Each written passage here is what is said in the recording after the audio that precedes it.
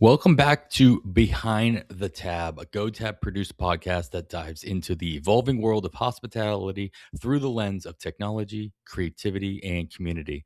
Each episode spotlights the game changing innovations, real world operator stories, and GoTab's own team members who are redefining what it means to serve and scale in modern food and beverage.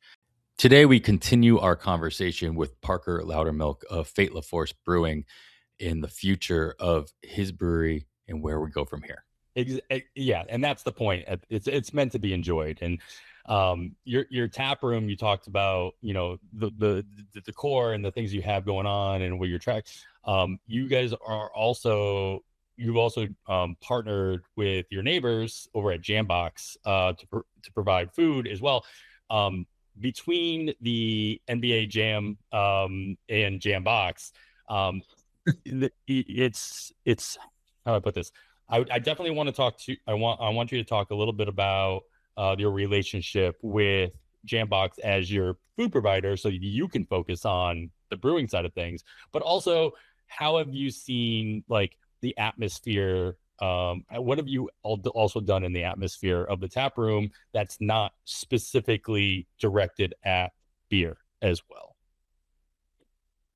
Yeah. So, I mean, when we first opened, we're dreaming of opening even back in the 2017, 2018 days, like brewery tap rooms were just kind of like in their heyday. So it went through this like whole curve of like, everyone was producing beer, sending it out to the market, and then tap rooms became, or I guess first brew pubs became like the big thing. So it was like restaurants that had a brewery attached to it. And then like that kind of went out of fashion. And it was like, we just want to go to the tap room for the beer.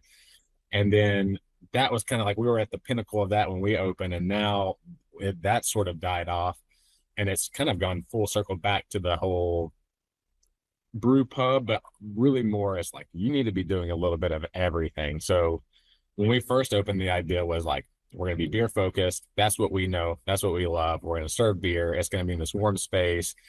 It's going to be a space meant for conversation and hanging out, and that's just going to be what it is. And pretty quickly realized like people want more than that. And so, you know, we originally were like, no TVs, no TVs, no TVs.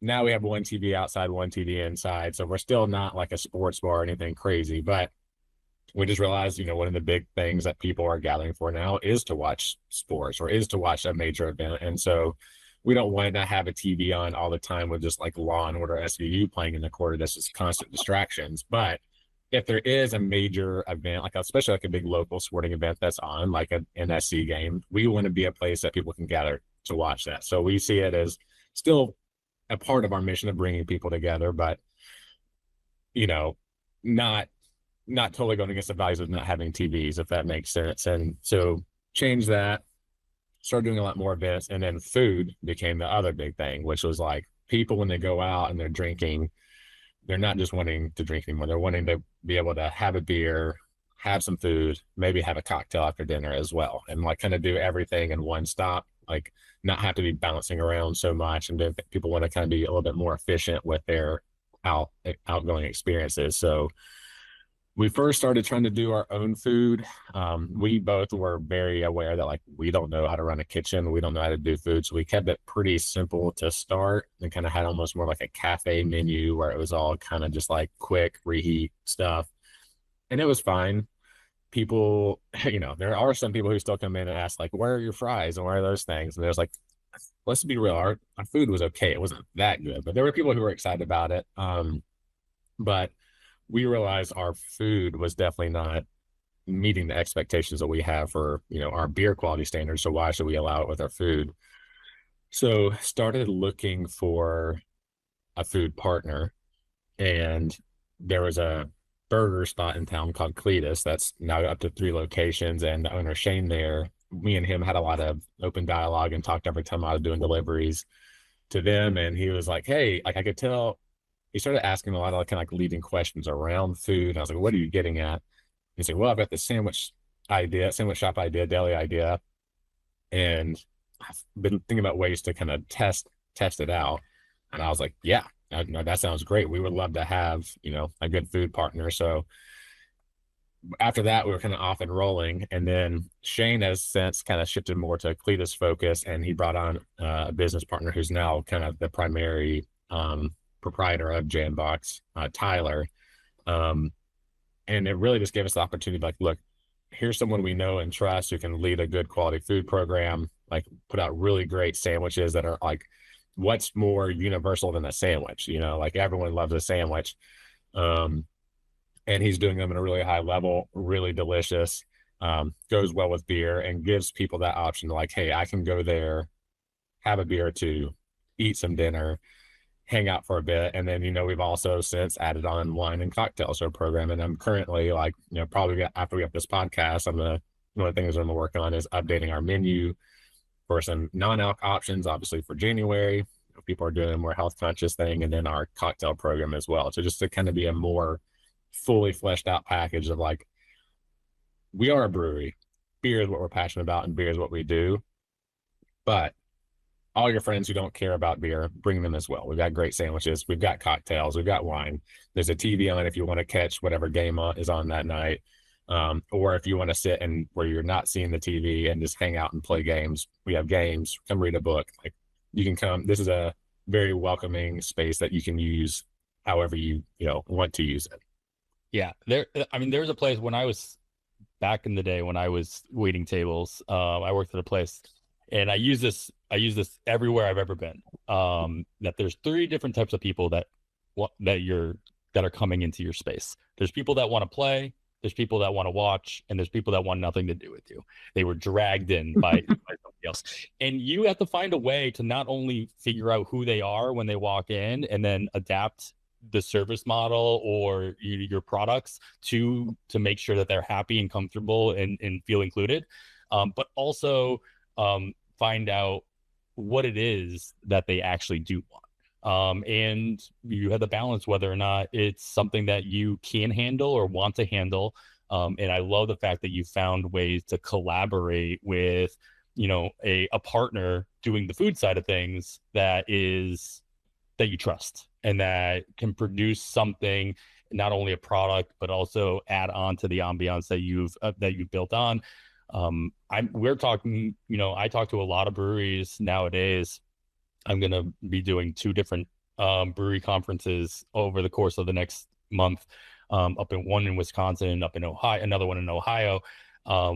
And I've done these conferences before. And I'm talking to a lot of new breweries that are like, I don't want to do food. And so they are looking for that kind of a partner, right? But they're finding it difficult to kind of find the right partner that they trust, that they have a relationship already built in, or one that they can manage a little bit differently.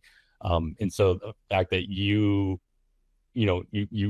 figured out like, hey, this is something that we could do, but we're not going to do it to the same level that we are at our brewery side, on the beer side.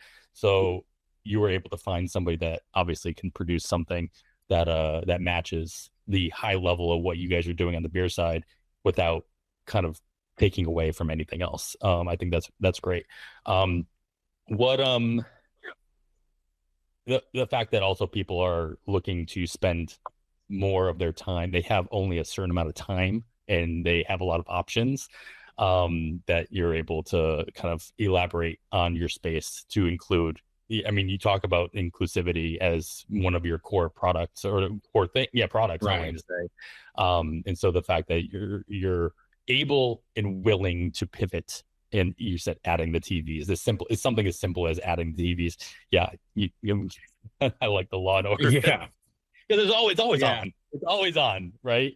It's always on, and there's so many, and that's the thing is like, there's so many places that we went to that just, you see it even more and more now. That's just like screens everywhere, like just try and keep you distracted and locked in. And I'm like, I get the business model behind it, like keep people just distracted and they'll sit there and keep ordering, but that's not what we wanted to do here. And yeah, I mean, with the food, you see it, more and more now. I think everyone in the taproom space has realized you need food. And so there's challenges that come with doing it yourself. There's challenges that come with, undo food trucks. We did that for a while as well. And, you deal with scheduling of food trucks and food trucks breaking down or not showing up and figuring that out. And then it's an unreliable food source. Like we need to have something reliable that's here all the time. And so then we went with Jambox and having that built in. And then even with the in-house food provider, we've seen a lot of breweries, like I've been to a bunch that have an in-house food provider, but it's separate tabs and stuff, separate ordering experiences still. So I got to go to the bar, order my beer, get my beer, and I'll go wait in this other line, order my food, start a new tab, pay for my food. And if you want to get another beer or another sample, whatever, you're constantly having to bounce around. And so that was something that was important for us too. And something that fortunately, like GoTab was really good at accommodating, which is like, all right, we're going to have our food provided here, but we are the front of house. Like you come to us, you order everything at one spot, you start one tab. So like you had a beer, like, oh, I just decided, you know what, I am a little hungry. I could use like some, pimento and cracker dip just to sit here and, snack on. Order that from us too. And, we've usually QR codes, a decent bit for depending on how busy the stuff is. So people are like, oh, I can order this from my table even and get it all in the same tab. And it just makes it more, we're not going to put a TV up to distract you, but we will make it easy for you to enjoy the conversation you're in and order another beer or sandwich or whatever while you're sitting at the table. And so that's kind of our different, I guess, slant on it. Yeah, I mean, you're really leaning into the fact that people are here to converse. They're people, they're here to enjoy themselves and the people around them. And so if you can make that experience smoother, that's the hook, right? It's not staring at the TV and keeping people engaged in that way. It's like keeping people engaged with themselves in what they're actually eating and drinking as well. The Jambox also, they operate themselves separately. It's not like you can only get your sandwiches by coming to Fait La Force. Am I right on that as well? They do now. So when they first opened, we were the first, ever location for Jambox, and our operating hours were the same. So you could order Jambox online and come in and pick it up, or you could come in here and just eat Jambox and not get any Fait La Force. So it's like it was kind of two separate companies opening or operating in the same space. Now they have a second location that's out in Franklin. And so you can just go to that location too. But if you're in Nashville and you want Jambox, like you're coming to Fait La Force. And there are a lot of people who come in and just like, hey, I want a sandwich and a bag of chips and maybe grab a water and a soda and hang out here. But that's great too. Like if people are coming into Fait La Force and don't know Jambox is here, they've now learned about a whole new food option. Or if people come in for Jambox, they've learned about a new brewery hangout option. So yeah, even if they're not ordering for both of us all the time, it's still great.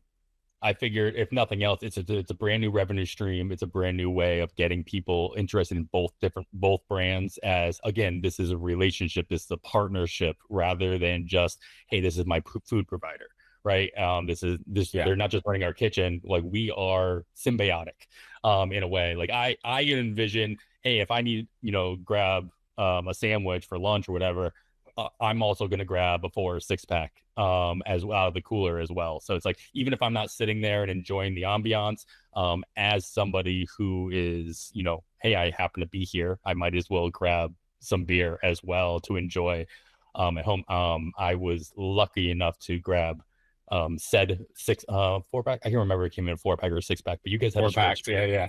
You guys had a Schwartz beer. Yeah. And it's my favorite style of beer, personally.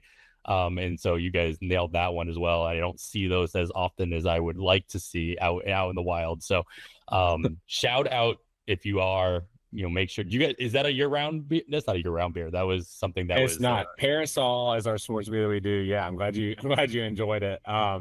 It's like a dark European lager. I mean, if it's right into what we kind of do. We have that one, I think we kind of typically do about once a year. We also have a Czech dark lager, Imperial Menace, that we do once a year. Most of our beers, honestly, because we're super small, we're a 5-barrel brew house. We have 10-barrel fermenters, but, primarily doing 5-barrel batches. And so super small, everything rotates a lot. Like, our flagships are basically Belgian Pilsner, Belgian Golden. We have a Belgian Triple that is like not always with us, but definitely comes back frequently throughout the year. And then beyond that, everything else is kind of rotating through seasonally. So if you come in, it's going to be probably half the draft list or more is going to be something completely different than whenever the last time you were in it. So let's close it out here. Let's focus on the beer, and then I'm more also interested in the Nashville scene as well. But we just talked about my favorite style of beer that you guys did really well, and you just listed off a couple other ones. What would you say is your most underrated style of that you, whether you guys produce or not produce, maybe that you should consider producing if you don't already, or something you've thought about producing that you haven't yet, in general? I mean, the beer style that we have always been super passionate about and would love to brew a lot more of if we could convince people to drink it is Saison. Like Saison is a super beautiful beer style. It's a beer style that I think goes perfectly with the Tennessee climate, which is like hot and humid and muggy most of the time. It's robust and flavorful and floral, but it's dry and crisp and it's like just very refreshing.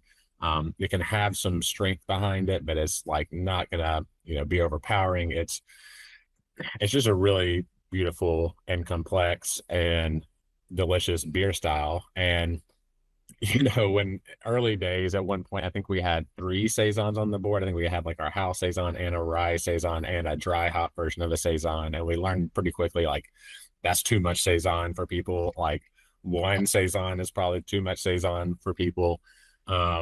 It's just, we've tried a lot to figure out how to make that beer move. And there's a few people, like Boulevard with Tank 7, they found a way to make it resonate. There was Blackberry Farm locally in Tennessee that had Classic that somehow they figured out a way to resonate. But by and large, it's hard to make Saison as a brand resonate larger and get people to order it. So we would love to be brewing more of that and have that on more, but I think because it's a style people aren't super familiar with, and it's a word that people I think are uncomfortable just like saying. They see it on the board and they're like, like they don't even want to make an attempt at it because I don't know, it's like embarrassing to mispronounce the word or whatever, that people just avoid it entirely and they're just like, let me do this other thing that I know and am more comfortable with, which totally get. Like, I think that's pretty common experience for everyone, but I wish we could be doing more of it. And we do, I think our rye Saison just went off the list, and our house Saison, I'm sure, will be coming back soon. But I wish we could be doing more of it. So everyone go proselytize your friends and spread the gospel of Saison. Well, man, I love the Saison style myself. I agree. In a lot of the breweries that I worked with, it was especially on the West Coast. This was before the New England style hazy IPAs were becoming a thing. IPAs were obviously the thing, but we really one of the breweries we really focused on like session, like crushable beers. Like we did it was Drake's Brewing out in San Leandro in Oakland, California. And we did a whole session fest. It was like a whole festival every year. Like you could only pour the beers that were, I think it was less, they had to be less than 5%. Which that's awesome. Honestly is probably, would be really popular nowadays with, the big push toward either low or no ABV. And you just talked about, how you guys are kind of, expanding your menu and options, especially dry January being a normal thing, but just the trends in general that we're seeing across the country with, craft, with beer and alcohol sales in general going down across the board, makes a lot of sense to be able to adjust your offerings to, again, we go back to that idea that I gave earlier, is like there's different types of people that come in, you need to be able to adjust within reason to everybody to make sure everybody's feeling included. For sure. And that within reason is definitely an important part of it now, because the THC landscape is, of course, exploding and stuff like that. And we also looked in like, do we need to be doing THC drinks as well? And like, unfortunately, the permitting locally kind of precluded us from doing. I think there might be some workarounds, but I think we kind of just decided like, we'll do as much for as many people as we can, and then there's some things that are just not going to make sense. So the within reason definitely comes into play. Yeah. Well, that's good. One last question. One last lightning round question type of thing is about Nashville in general. And you talked about earlier that you were looking to fill a gap. You were filling a need in the space with the styles of. Do you still feel as though you guys do that, or have you felt in the last 4 years others have either adopted some of these styles or have opened as well to become not only collaborators, but, unfortunately I have to use the term competitors as well? I would say, maybe more so now than ever. The landscape in Nashville is definitely, I mean, the landscape across the country has definitely gotten, very shaky. You're seeing, less brewery openings, more brewery closures. I think this is the second year in a row where the Brewers Association has tracked the net decline in the total number of breweries in the country. And that's more or less true here in Nashville too. There was Bearded Iris just got purchased by Wiseacre. Southern Grist is being purchased by Zool, who's coming into town. Our next door neighbor's Jackalope, was purchased by a local investment group to become more like a bar area. And now we're hearing some rumblings about some maybe other breweries in town. And so I would say maybe more so now than ever. Like, I think the beers we're making are becoming more and more of a kind of a dinosaur, or like maybe a unicorn, I should say, is like a kind of unique thing in the city. So, we're gonna keep fighting a good fight over here, and hope that the beers continue to resonate that the way they have with the audience that has found them. And it's definitely tough times. There's definitely lots of restaurants and things we see closing, but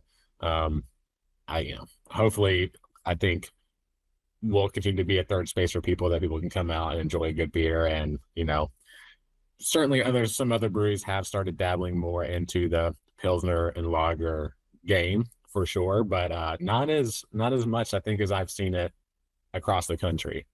Yeah. Just with the booming economy of Nashville in general being pushed by tourism, as we talked about a little bit earlier, and as you put, like people being transplanted into that space.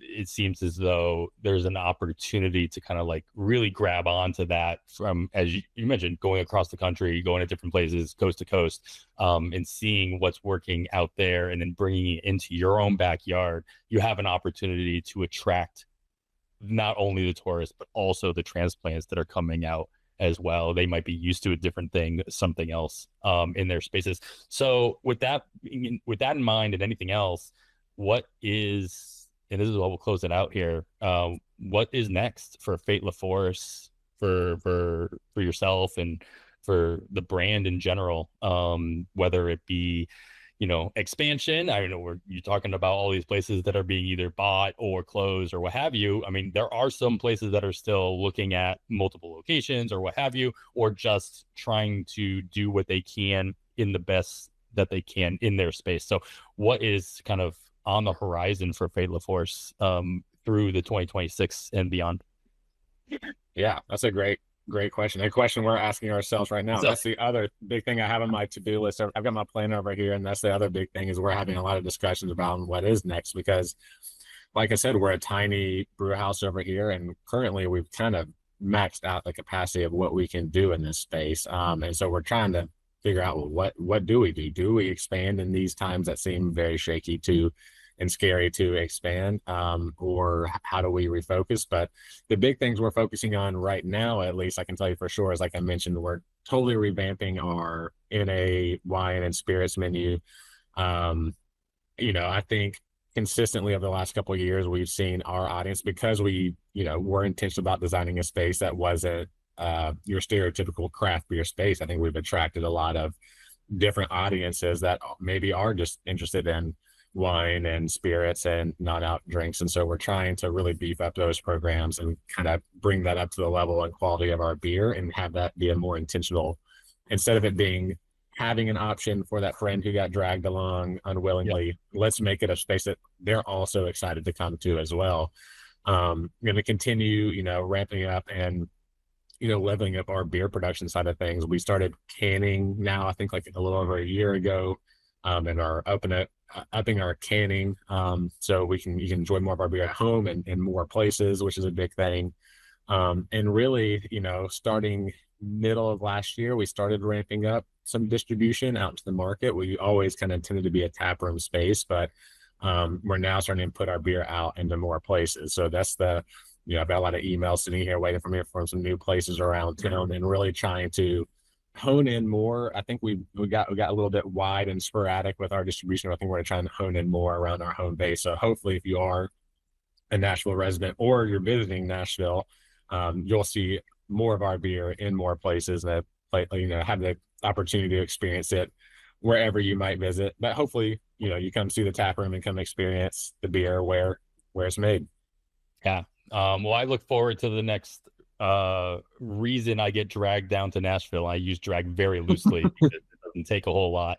And I learned this about myself, or I learned this about I've lived in Indianapolis for the better part of the last decade. And I didn't grow up in the Midwest. I grew up in New England. And I learned that it's a very Midwest thing to say, oh, it's a 5-hour drive. That's no big deal. And it's like everywhere, in order to get to any other major city, it's about anywhere between a 3 to 5 hour drive. It's like, all right, well, that's just it. And it's a pretty straight shot from Indy to Nashville. And it took me about 4.5 hours the last time I made the drive, and it really didn't feel like anything. But apparently that's a very Midwest thing to say. So apparently some of that Midwest charm is rubbing off on me as a transplant myself. But yeah, it's Parker, a nice little casual drive. Yeah, and again, it's a straight shot. It's like, what is it, I-69, all the way to, straight shot. It goes right into the cruise and let it rip. You only go through Louisville, the only other major metropolitan area.